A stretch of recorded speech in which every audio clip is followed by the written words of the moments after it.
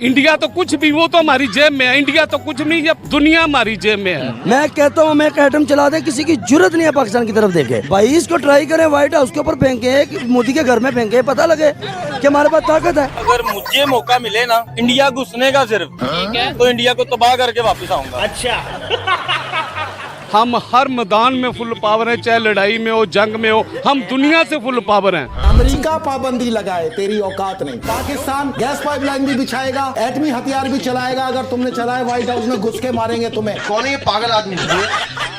India को हम नहीं छोड़ेंगे, सारा कुछ इंडिया कर रहा है। इंडिया का साजिश है। आपको पता आज पाकिस्तान की आवाम कटोरा लेकर मांगने पर मजबूर हो गई है।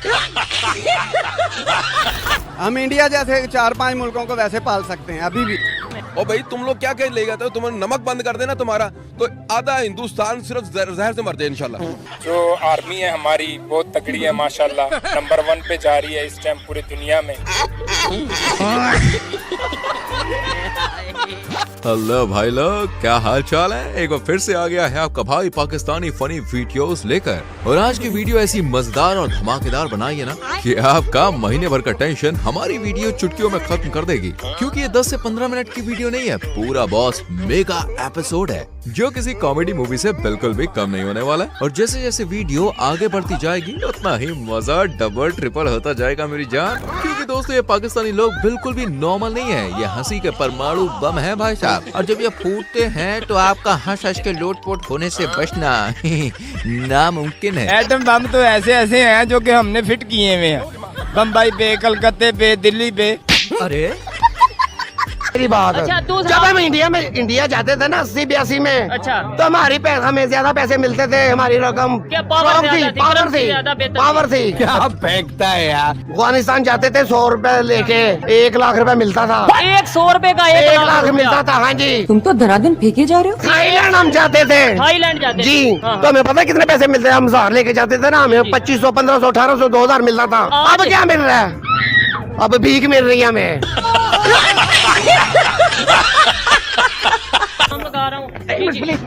पाकिस्तान जिंदाबाद। भारत जहाँ पे गए हम भी जहाँ पे जाएंगे।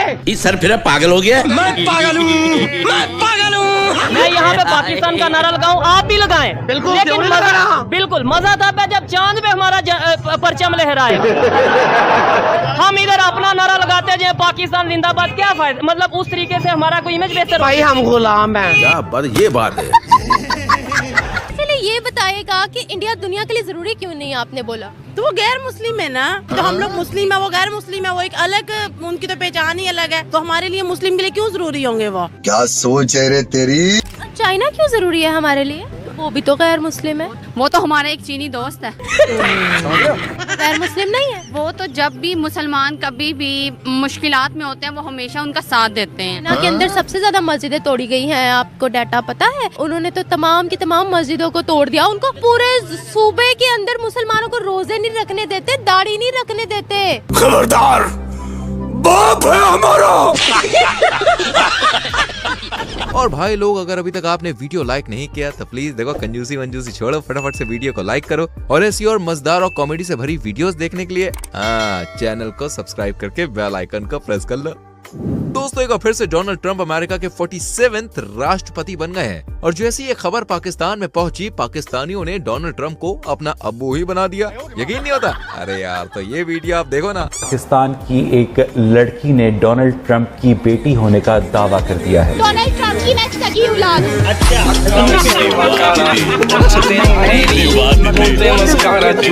और दोस्तों ये लोग यहीं तक भी नहीं रुके, डोनाल्ड ट्रंप को पाकिस्तानी तक कह दिया भाई साहब। उम्मीदवार डोनाल्ड ट्रंप पाकिस्तानी निकले। रिपब्लिकन उम्मीदवार डोनाल्ड ट्रंप अमेरिका में नहीं पाकिस्तान में पैदा हुए। ट्रंप का असल नाम दाऊद इब्राहिम खान है। क्या बात है सर, क्या बात है सर, क्या बात, ये बात है भाई। अगर गलती से डोनाल्ड ट्रंप पाकिस्तान में जन्मे होते तो आज पाकिस्तान की सड़कों पर ऐसे ही कुल्फी बेचते नजर आते।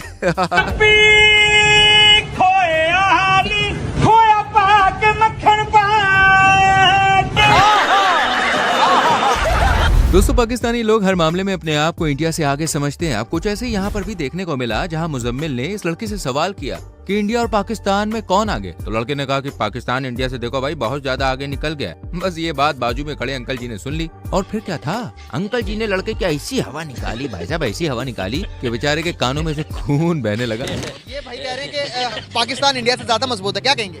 इससे ये नॉलेज की कि हमारी कौम दुनिया की सबसे लिटरेसी रेट पुअर है। इनसे एक सवाल पूछिए, ये स्टूडेंट है ना, इनके मेंबर कौन हो सकते हैं G10 के और G20? सिर्फ एक दो सवाल का जवाब दे दे, इनका पूरा जवाब आ जाएगा। G20 का नहीं, G20 दुनिया के 20 बड़े मईशत वाले मुल्क हैं, 20 अमीर ममालिक, जिसके अंदर इंडिया भी सरफहरिस्त। इंडिया जो है सरफहरिस्त है, ठीक है। और G10 मेडिकल साइंस दुनिया का सबसे मुश्किल शोबा है। इंडिया का G10 का इसीलिए मेंबर है कि इसका मेडिकल साइंस का जो शोबा है ना, वो अमेरिका, बरतानिया, ये G7 कंट्रीज के लेवल का है। पाकिस्तान से लोग हार्ट ट्रांसप्लांट और लिवर ट्रांसप्लांट के लिए उधर जाते हैं, क्योंकि इंग्लैंड में, अमेरिका में 3-4 करोड़ रुपया लगता है, वहाँ पे 40-50 लाख में करा के आते हैं, ठीक है। पाकिस्तान जब भीख मांगने जाता है ना IMF में, तो IMF का जो डायरेक्टर है वो इंडियन है, उसके गिड्डे कोडे पकड़ते हैं तो इनको ये खैरात और ज़कात और भीख मिलती है, कर्जा मिलता है। तेरा काम हो गया तुझे। हर 5 सालों में हम सारे पाकिस्तानी चांद पे पहुंच जाएंगे। ये कैसी बात की आप? ये ऐसी बात है, चांद पे आपको ये फूड, ग़िज़ा, मिठाई, ऑक्सीजन, हवा, पानी, बिजली, ये चीजें वहाँ पे नहीं मिलेंगी, नहीं मिलती जी। तो और 4-5 सालों में आपको ये पाकिस्तान में भी नहीं मिलेंगी। हमारा कश्मीर है उधर, वो तो कहते वो हमारे, हम कहते हैं हमारे। कौन कहता है कश्मीर हमारा है? आजा संडास दिखा तो। वो कहते हैं हमारे। उधर इंडिया की फौज खड़ी है ना। हमारे पाकिस्तान इस्लामाबाद जो शहर है उसमें एटम बम पड़ा है। अच्छा, हाँ जी, क्या बात है, इसको लोकेशन का भी पता है फिर? हमें सब कुछ पता है। अगर एटम बम से जो इंडिया डर रही है ना, अगर एटम बम चल गया तो आधा इंडिया तबाह हो सकता है। तो एटम बम तो उनके पास भी है ना बेटा, उन्होंने चला दिया, वो तो इतना बड़ा मुल्क है, उनका एक स्टेट, हमारा पूरा पाकिस्तान। अगर हमने चला दिया वो तो फिर बच जाएंगे, और उन्होंने चला दिया हमारा। इंडिया तो हमारे से डर रही है। ओए, बड़ा डर रही है। तूने क्या मिक्स किया है पांडुरंग? हाँ जी, इंडिया कह रही है हम पाकिस्तान से डरते हैं। कब कहा, किसने कहा? हम कहते हैं ना। अमेरिका पाबंदी लगाए, तेरी औकात नहीं। पाकिस्तान गैस पाइपलाइन भी बिछाएगा, एटमी हथियार भी चलाएगा, अगर तुमने चलाए व्हाइट हाउस में घुस के मारेंगे तुम्हें। कौन है ये पागल आदमी? ये 18,000 फौजी इंडिया के 5 अप्रैल को पहुंचे हैं इसराइल में, कमांडोज, रॉ के एजेंट्स जो इस जंग में हिस्सा है। ये तो लेटेस्ट न्यूज है। अभी तक हमने 400 इंडियन फौजियों की चिता जलाई। मैं वादा करता हूँ नरेंद्र मोदी, 18,000 में से अगर एक भी वापस आ गया ना जिंदा, तो आना और मेरा गिरेबान पकड़ लेना, तुम्हारा बिल्कुल खर्चा नहीं होने देंगे, मिसाइल मार मार के इनकी चिता जलाएंगे। इस साले को पागल खाने में भर्ती होना चाहिए। दोस्तों अभी तक हमें सिर्फ लगता था कि पाकिस्तान में जाहिल लोग रहते हैं, पर नहीं जी, अब तो पाकिस्तानियों की मम्मी को भी यकीन हो गया है, इसलिए अपने बच्चों का नाम जाहिल रख रही हैं। मेरी बात पे यकीन नहीं, अरे तो एग्जाम्पल लो ना यार। आपका नाम? जाहिद। क्या क्या क्या बोला? जाहिद, जाहिद, जाहिद, जाहिद, जाहिद, जाहिद, जाहिद, जाहिद, जाहिद। जाहिल साले जानवर कुत्ते, कहाँ पढ़ा लिखा तू? तो जाहिल फिर भी कहीं तक ठीक था, लेकिन अब बारी है जलील खान की। बताओ, उसके नाम में ही जलील है तो उसके काम ऐसे से रंगीन मिजाज के है ना कि आपको भी उसकी बात सुनकर शर्म आ जाएगी। भाई साहब, क्या नाम है आपका? मेरा नाम जलील खान। किसी को मैंने तख्त पे बैठे नहीं देखा, आप क्यों इतना ऊपर चढ़ के बैठे? मुझे चढ़ने का शौक है। खंबों पे? नहीं नहीं नहीं नहीं, खंबों मंबो पे नहीं, ऐसे ही तुम्हें वैसे ही चढ़ने का शौक है हमको। समझ रहे हो? समझ रहे हो? शादियाँ कितनी की आप? शादियाँ तो एक शादी अपनी ओरिजिनल है। ओरिजिनल? फेक शादी कौन सी? बहुत है, वो तो इधर बहुत आती हैं। कैसे मतलब? गर्लफ्रेंड, दोस्त से। ओह माय गॉड, आपकी गर्लफ्रेंड है? बहुत। शर्म करो दल्लो, शर्म करो। कितनी? ये तो मैं गिन नहीं सकता। तो नहीं, आप इतना कमाते हैं कि इतना अफोर्ड कर सके? बस एंजॉय। कैसे वाला एंजॉय? अब ये सारे खड़े कैसे तुम्हें बताऊं मैं? तौबा तौबा, बड़े खबीज के बच्चे हो। पाकिस्तानी तो कहते रहते हैं ना, महंगाई है, रोटी नहीं, दाल नहीं, चीनी नहीं, हमारे तो यही मसले नहीं खत्म हो रहे। क्या भाव है इंडिया में पेट्रोल? 106 रुपए लीटर। तो इधर 300 है। हाँ जी। तो हम तरक्की पे हैं कि वो? हम अमीर हैं कि वो गरीब हैं? और ये क्या कह रहे हैं? मैं सही कह रहा हूँ? ये देवा, ये बाबा, बाटली चीज ही ऐसी है साला, बड़े बड़े उतर के आते। तो वो तो तरक्की तो करेंगे, वो तो भीख मांगते हैं ना। कौन भीख मांगते? ये इंडिया वाले भीख इंडिया देता है पैसा, आपको पता है उसके खजाने में कितने पैसे? बांग्लादेश को दिया, श्रीलंका को दिया। पाकिस्तान के जो लोग जाते हैं उनका जो 50% मेडिकल फ्री है, बांग्लादेशियों का फ्री है। अगर जो हमारे पाकिस्तान में किसी ने मांगा है ना, तो वो इमरान खान ने मांगा उनसे। हम एक पाई भी नहीं उनसे मांगना चाहते, वो खुद ले, हमसे ले। गजब टूबीबाज आदमी। ऑडियंस से मैं पूछना चाहूंगा, ये देखिए आज मैंने एक मोबाइल लिया है, मेरा मोबाइल गिफ्ट है ये? नहीं कोई गिफ्ट गुफ्ट नहीं है भाई, महंगा बहुत है ये। तो ये 65,000 का जो है ना पाकिस्तान में मुझे मिला है। तो मोबाइल है ये, देखिएगा जी, देखने वाले उसका सैमसंग का A14। अच्छा, इसकी जहाँ से भी आप देख रहे हैं वहाँ पे क्या कीमत है ये बताइए। हाँ, ये मैं अपनी ऑडियंस से पूछना चाहूंगा कि आप जिस कंट्रीज में हैं, आप चाहे इंडिया में, चाहे बांग्लादेश में, चाहे किसी भी कंट्री में है, तो मैं अपनी ऑडियंस से पूछना चाहूंगा, देखिए मुझे 65 का मिला है पाकिस्तान में, ये तो ये कितने का होता है और कितने का मिलता है आपकी कंट्रीज में, और हमारे साथ क्या जुल्म हो रहे हैं, तो मैं आपसे भी पूछना चाहूंगा। और ये सैमसंग A14 का फोन हमारे इंडिया में 8,500 रुपए में दुकानों में मिल रहा है, तुम तो जानते ही हो, और चोर बाजारों में सिर्फ 1500 में मिल जाएगा भाई, 1500 में। ओ भाई मारो मुझे, मारो मुझे, मारो। प्यारी लड़कियां इंडिया जाएंगी है, इंशाल्लाह वीज़े खुल जाए बस। ए रहा नहीं जाता। विराट तो नहीं ढूंढ लाएंगे। किस्मत मतलब सर्च जारी रहेगी इंशाल्लाह। बसंती मेरी जान, आई लव यू मेरी क्यूटी भाई। तो आप भी ऐसे ही शोहर चाहेंगी? फॉर श्योर, कौन नहीं चाहेगा विराट जैसा हस्बैंड है। Yes no. एक तेरे सिवा पूरा पाकिस्तान दुश्मन लगता है। तेरे हुस्न को देखकर दिल में उठी आंधी है, आज जो तुम मुझसे दूर हो उसकी वजह महात्मा गांधी है। हम पाकिस्तान के साथ हैं। पार्टी बदल लिया साला। बस इसी कारण से पाकिस्तान में बम छोड़ने का मन नहीं करता। सीमा आ गई सचिन के खातिर, आप आ जाओ मेरे खातिर। अब लगता है दो देशों में नफरत खत्म करने के लिए मुझे ही कुछ करना पड़ेगा, बस तुम भी मेरा साथ दो। मैं जा रहा हूँ पाकिस्तान, घर में बोल देना मैंने पाकिस्तान जाने की गाड़ी करवाई है, कोई चलेगा? टेक कर दो अपने ठरकी दोस्तों को जो पाकिस्तान जाना चाहता। टाटा कंपनी पूरे पाकिस्तान के ऊपर राज कर रही है, सोशल मीडिया पे ट्रेंड करती है। उसके अलावा वो जो नीता अंबानी है वो गले में हमारा GDP डाल लेती है। तो ये पाकिस्तान की GDP नीता अंबानी के गले में है। मतलब कि अब सबसे जो शर्म महसूस होती है ना, वो इस चीज़ पे होती है कि हम इतने मतलब कि गिर चुके हैं कि हम उनकी ये चीज़ें डिस्कस कर रहे होते हैं और हमारा पूरा सोशल मीडिया इसी पे ट्रेंड कर रहे होते हैं। हमारे जिम्मे बड़ी बड़ी जिम्मेदारियां हैं, दुश्मन के बच्चों को पढ़ाना है, कभी अपने बच्चों को लड़ाना है, बड़ी बड़ी जिम्मेदारियां हमारे ऊपर। तो क्या हुआ था कारगिल में, वो जीते थे कि हम जीते थे? ये तो बस ठीक है, बताना पड़ेगा, आपका बताएं। कारगिल में वही जीते थे, जो हकीकत है वो हकीकत है। समझदार है आप। और ये है कि पाकिस्तान में गधों की तादाद में इजाफा हो गया है, 5.7 मिलियन, 57 मिलियन की तरफ हमें जाना है। और ये तादाद कोई मामूली तादाद नहीं है, क्योंकि दुनिया भर में सबसे ज़्यादा गधे पैदा करने वाला जो मुल्क है इथियोपिया, उसके बाद फिर पाकिस्तान का नंबर आ गया। जलवा है हमारा। आपको पता है आज पाकिस्तान की आवाम कटोरा लेकर मांगने पर मजबूर हो गई है। इस दौरान उनकी मुलाकात एक शराबी से हुई और बातचीत के दौरान जब कश्मीर का मुद्दा उठा तो शराबी कहने लगा कि हम सबके बाप हैं और जब कश्मीर में लेने आऊंगा तो उसे पुलिस की गाड़ी में सीट पर बैठा के ले जाऊंगा। आप भी देखिए, यकीन मानिए हंस के लोटपोट हो जाएंगे। देखो देखो हम सबके बाप हैं, बातों में नहीं हकीकत में है। सुबह सुबह चढ़ा ली है क्या? कश्मीर लेने जाना है और मेरी आंखों में देख लो। मैं हासा और मजाक नहीं करता, ना नशा किया हुआ है। किसी को यकीन आता है या नहीं आता, मैं कश्मीर जिस दिन लेने गया ना, कश्मीर को मैंने पुलिस वाली गाड़ी के बीच में बैठा के ना, और पुलिस वाली गाड़ी को कीड़ी की गांड में डाल के ना पाकिस्तान में ले आना है। बेवड़ा कहीं का, चला रे।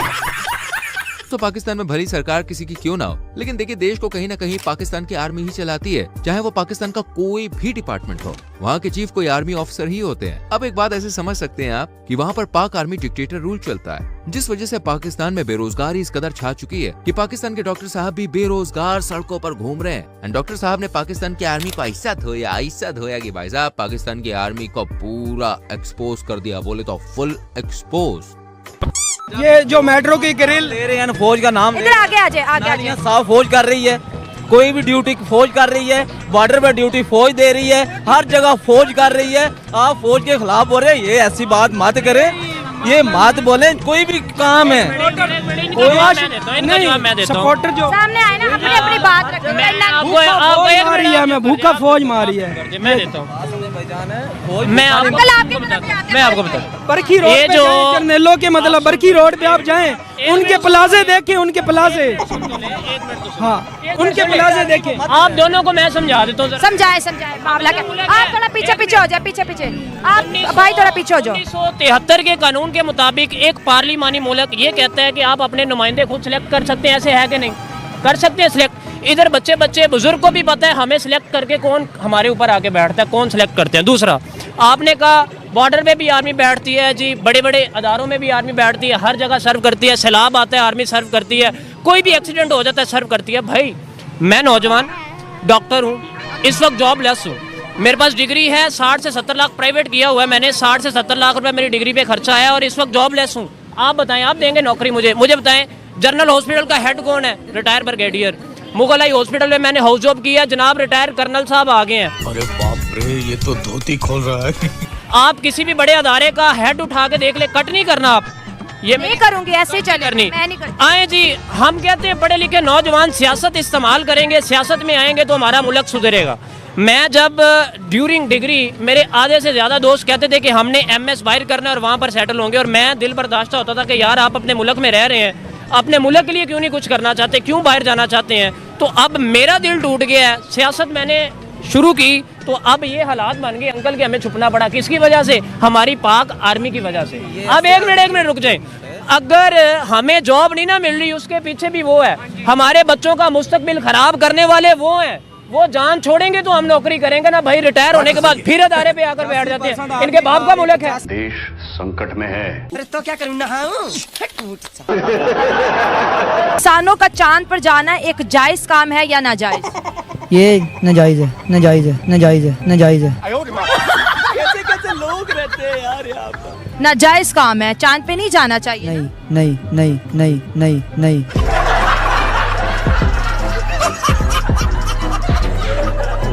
दोस्तों, आपको मिलवाते हैं पाकिस्तान के सबसे बड़े जाहिल से, जो आज रात हिंदुस्तान के घरों में आग लगाने वाला है। आज रात तक उनके घरों में आग लगेगी, पूरे हिंदुस्तान में आग लगेगी। मैं सच कह रहा हूँ। क्या बात करते हैं यार? पाकिस्तान में बैठे हुए हो? जहाँ भी बैठा हूँ आग लगेगी उनके घर में, सारा हिंदुस्तान जल के राख हो जाएगा। ऐसी बात आपने क्यों बोली है? मुझे यकीन है मेरे अल्लाह पर। सुबह चढ़ा ली है क्या? हमें किसी का कोई डर नहीं। अल्लाह के फजलो करम से हिंदुस्तान वाले जो सोच रहे हैं, ये जो फिल्मों में दिखाते हैं, अगर हम अपनी एक्शन पर आ गए ना तो इनको पता नहीं चलेगा कि क्या करेंगे। इसके गान में कोई चीज बन रही है। मेरा नॉलेज है, उस नॉलेज के मुताबिक मैं बात करूंगा। मुझे इंडिया पसंद नहीं है। क्यों? वजह क्या है इस चीज की? स्टार्टिंग से लेकर अब तक, जब मैं जवानी से बूढ़ा हो गया हूँ। लेकिन इस चीज की वजह क्या है? मेन रीजन क्या है? अब देखा जाए, मैं आपको एक छोटी सी बात बताता हूँ। सऊदी अरब का आपको पता है, दुबई पता है, दोनों मुसलमान कंट्री हैं। उनको क्या चाहिए कि वो मतलब अगर इंडिया अच्छा नहीं है तो सऊदी अरब वहाँ पे $50 बिलियन इन्वेस्ट कर रहा है। दुबई ने पिछले दिनों मीटिंग की है, नरेंद्र मोदी को फ्रंट पे लाइन में खड़ा करके उससे 1.5 घंटे की स्पीच करवाई है। ठीक है, दोनों मुस्लिम कंट्री हैं, उनके ताल्लुकात इतने बेहतरीन हैं। अमेरिका के ताल्लुकात इंडिया के साथ बेहतरीन है, अफगानिस्तान के साथ बेहतरीन, हर मुल्क के साथ बेहतरीन है। और हम अभी ये बात कर रहे हैं कि यार वो पसंद नहीं है और उनको बस ख़त्म कर देना चाहिए, ये वो। क्या लगता नहीं है कि गलत? खत्म करने की मैंने बात नहीं है। अच्छा, क्या लगता है इंडिया के साथ ताल्लुकात बेहतर होने चाहिए हमारे या नहीं? बेहतर होने चाहिए। ठीक है, वहाँ के मुसलमानों को मजीद फैसिलिटी मिलनी चाहिए। नहीं, अभी हमारे से तो ज्यादा मिल रही है, अभी और कितनी मजीद मिले? मजीद ये कि भी हमारा आना जाना मुसलमानों के एक दूसरे के, जैसे इमरान खान ने आके दरवाजे खोल दिए थे। सर, इमरान खान ने तो ट्रेड बंद कर दी थी। सर पहले खोले थे। नहीं, देखिए टमाटर कितना सस्ता था जब इंडिया से आता था, जैसे ही बंद हुआ वहाँ पे टमाटर यहाँ पे सीधा 400 रुपए किलो चला। सर लेकिन उसमें ये भी तो देखे ना कि इन लोगों ने किया था उसके साथ। क्या किया था? जब इन्होंने जनाब इंडिया ने जब ये गए हैं वहाँ पर मोदी के साथ, ठीक है जी, मुआहदा तय पाया, लेकिन उस मुआहदे के मुताबिक वो चल। देखिए मेरी बात सुने, मोदी ने एक बड़ी लेवल की बात की थी जब उसने इमरान खान को कांग्रेस किया था PM बनने के बाद। उसने कहा यार देखो, अगर आपने जंग लड़नी है ना, आप मुसलमान हैं या मोदी की तरफ हैं? ये बात है। नहीं सर, मैं तो मुसलमान हूँ ना, तो मैं तो एक पॉजिटिविटी फैला रहा हूँ, मैं एक पॉजिटिव बात कर रहा हूँ। पॉजिटिव अक्सर यही है कि मेरे सर, ये मैं स्टूडेंट से इंटरव्यू बात करूंगा। अस्सलाम वालेकुम। वालेकुम सलाम। भाईजान कैसे हैं आप? अल्लाह का शुक्र। अच्छा सर, क्या लगता है कि इंडिया के अंदर जो मुसलमान हैं वो नरेंद्र मोदी की हुकूमत से खुश हैं? जाहिर बात है खुश होंगे, पर पाकिस्तान के जो लोग हैं वो सच को सुनना नहीं चाहते। सच कड़वा होता है, उनको अगर सच बोलते तो उनको बुरा लगने लगता है। अंकल कह रहे हैं कि मुझे पर्सनली तौर पे इंडिया पसंद ही नहीं है। मैंने रीजन पूछी है, रीजन भी कोई खास नहीं है। इंडिया इसलिए नहीं पसंद क्योंकि वहाँ हिंदू लोग रहते हैं, बस इस वजह से नहीं पसंद। बाकी तो वो हिंदू हमारा कोई मतलब बुरा करते हैं हमारे साथ, उन्होंने कोई गलत सलूक किया कभी? अब तक तो नहीं किया वैसे कोई बुरा सलूक, ना ही वहाँ के। कहते हैं कि हम हमेशा पॉजिटिव का हाथ बढ़ाते हैं, हम हमेशा जो है देखिए सारी दुनिया के साथ उनके ताल्लुकात बेहतर है, सारी दुनिया, दुबई के साथ, सऊदी अरब के साथ, फ्रांस के साथ, अमेरिका के साथ नहीं है। बस यही बता रहा हूँ कि पाकिस्तान को अगर सच बता दें इनको बुरा लग जाता है। वज़ीर आज़म मोदी साहब ने 13.5 करोड़ गरीबों को गुर्बत से निकाला, उन्हें रोजगार दिया, उनको नौकरियां दी, सब कुछ किया। जी हमें यही तो समझ नहीं आ रही, वो भगवान की पूजा करने वाले कहाँ जा रहे हैं, चांद पर चले गए हैं। हम मुसलमान क्या कर रहे हैं, एक दूसरे को काटने पे तुले हुए हैं। हर बंदे के पास छुरी है कि मैं इसकी जेब काटूं, मैं इसकी जेब काटूं। हमारे मुसलमान भाई, हाँ जी हमारे मुसलमान भाई, अभी किसी से पूछ लें भाई, किसी को ये खुश होता नहीं देखेगा कि इस बंदे ने गाड़ी ली है तो मैं भी क्यों ना गाड़ी लूं, यार इसकी गाड़ी भी डूबनी चाहिए, मेरे पास तो है नहीं, इसकी भी डूबे। यानी तरक्की देख के मोटिवेट नहीं होते लोग, उसको मतलब दुआ नहीं देते, उल्टा उसको गंदी नजरों से देखते हैं कि इससे भी गाड़ी जाए या पैदल आए, साइकिल पे घूमे, हमारी तरह पैदल घूमे जैसे हम घूमे। कौम क्यों नहीं बन पा रहे हम? यही तो मसला, हमारी कौम एक बनना ही नहीं चाहती, एक दूसरे को काटने पे तुली हुई है। यही तो कयामत है। अफगानियों में भी मसला है, ईरान में भी मसला है, इंडिया में भी मसला है, सिर्फ और सिर्फ हम ठीक है। मैडम सारा किया धरा इंडिया का है, वो पीठ के पीछे वार करता है। तेरी वो ऐसा मुल्क है जहाँ भी मुसलमानों इकट्ठा होने हैं ना, उसने होने नहीं देना इनको। वो एक मक्कार है, मोदी मक्कार है, मुसलमानों का दुश्मन है। हमें चाहिए ईंट का जवाब पत्थर से दे, हमारी कमजोरी को पकड़ा उसने। फिर हमें भी कुछ कर लेना चाहिए था ना। ये एटम बम किस लिए बनाए हैं? मारो का खोपड़ी तोड़ साले का मार। फिर एटम बम की बात आ गई, अब सर दुनिया हंसने लगी है हमारे एटम बम। तो हम इसे अब हंस रहे हैं ना, इसलिए कि हमारे मुसलमान भी दुश्मन है। इंडिया तरक्की कर रहा है, आपकी जेलस हो रही है, मुझे ये बताएं। तरक्की नहीं कर रहा है, वो हमसे छीन रहा है। इस साले को पागल खाने में भर्ती होना चाहिए। क्या चाहिए, चांद से ऊपर जाना चाहते हैं, तो अगर चांद से ऊपर भी कोई जगह होगी तो मेरे ख्याल में इनका लीडर होगा, ये मोदी जी होंगे जो इनको लेके जाएंगे। दुनिया कहीं से कहीं जा रही है, ये क्रेडिट सारा उनको ही जाता है। मुझे दिल से तकलीफ होती है। एक बंदे ने तो यहाँ तक कह दिया कि वो तरक्की करके भी जहन्नम में जाएंगे। भाई आप लोग तो अभी जिंदा हो जहन्नम में रह रहे हो। ये हमारी बहुत बड़ी अचीवमेंट है। जो नहीं कर सकते काम, उसको छुपाने के लिए एक सस्ता सा कह लें कि आराम से वो इल्जाम जो है इंडिया के पीछे छुप जाते हैं, उस पे लगा देते। सही बात है। अच्छा मैं इनके बारे में आपको एक बात बताऊं कि ये मोहब्बत के साथ साथ बहादुर बहुत ज्यादा है। प्राइम मिनिस्टर नरेंद्र बिल्कुल बहुत बड़े बहादुर है। I love you Modi ji.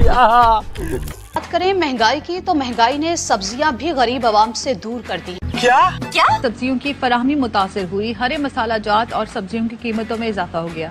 क्या मुल्क भर की तरह खानपुर में सब्जियों की कीमतों में होशरुबा इजाफा हो गया। प्याज 230 रुपए किलो। क्या बैतलो क्या लोग 20 रुपए का लेते हैं हांडी पकाने के लिए 40 का, वो हमें भी शर्म आती है, हमें भी रोना आ जाता है गरीबों को देखकर। क्या हर चीज के दाम 7वें आसमान, शहर शहर महंगाई की दुहाई। शहरी कहते हैं कि जितना कमाते हैं सौदा सल्फ पर खर्च कर देते हैं। बिलों की अदायगी, बच्चों की जरूरतें कैसे पूरी करें? हाँ तो भैया मैं आज आया हूँ पाकिस्तानियों को मिर्ची लगाने के लिए, वो भी तगड़ी वाली मिर्ची। ऑलमोस्ट कितने? 240 का। 240 250 रुपए किलो इधर प्याज मिल रहा है। इंडिया में यही प्याज 20 रुपए 30 रुपए 40। बिल्कुल सस्ता, बहुत सस्ता प्याज उधर। आलू 50 के 5 किलो, आलू 50 रुपए के 5 किलो, प्याज 100 रुपए की 5। अल्लाह तौबा तौबा तौबा।